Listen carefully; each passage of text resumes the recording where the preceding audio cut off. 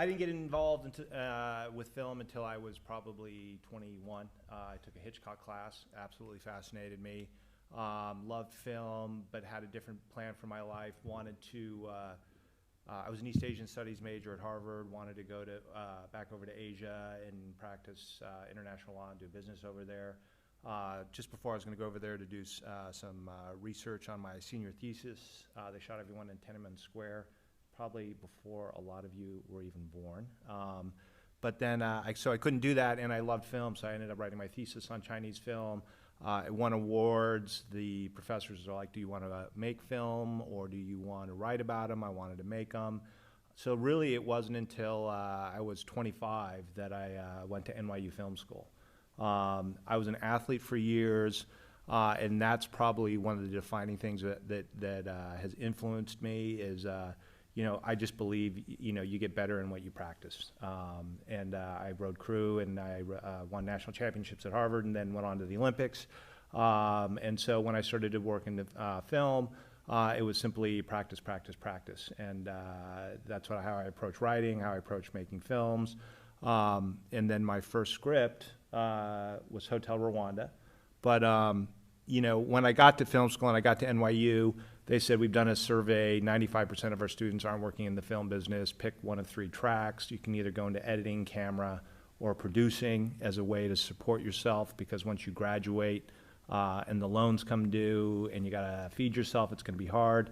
So I worked in New York City for years as an editor. I worked for Ken Burns, who did a lot of these 8-part PBS series. And I supported myself, got married, and you know, bought an apartment with my wife doing that. And then Hotel Rwanda got made, and we moved out here. And ever since then, I've been working as a writer. But again, it's been ups and downs, and it's not always easy. You know, you need the perseverance, you need the talent, but you need to keep knocking on doors. And again, I go back to the athletics. You know, you don't always win, but you know, you get back out there and race the race again. So.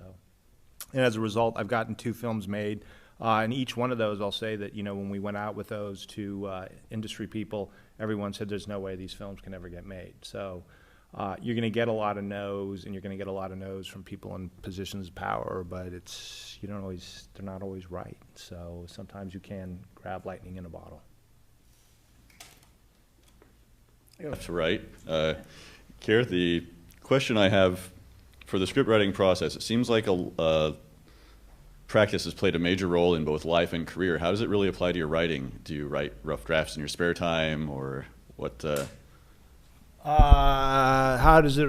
Well, I try and write every day,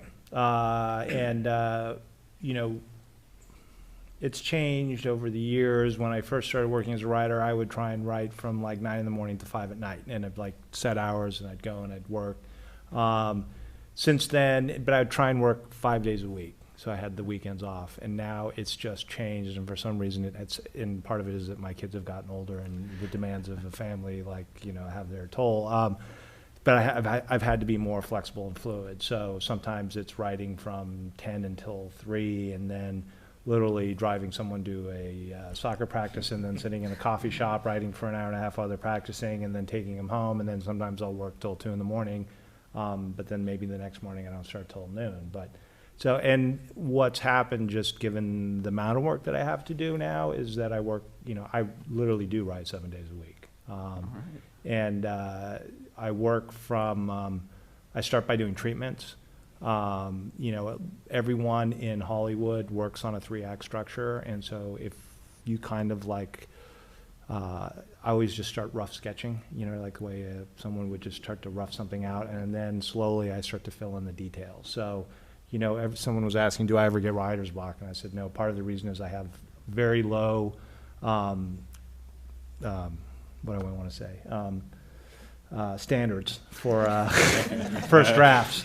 So, you know, I'm happy when I'm like, okay, what's my first act, you know, what's the twist or moving in, or what's my character's objective? How can I create obstacles? And I just start to sketch.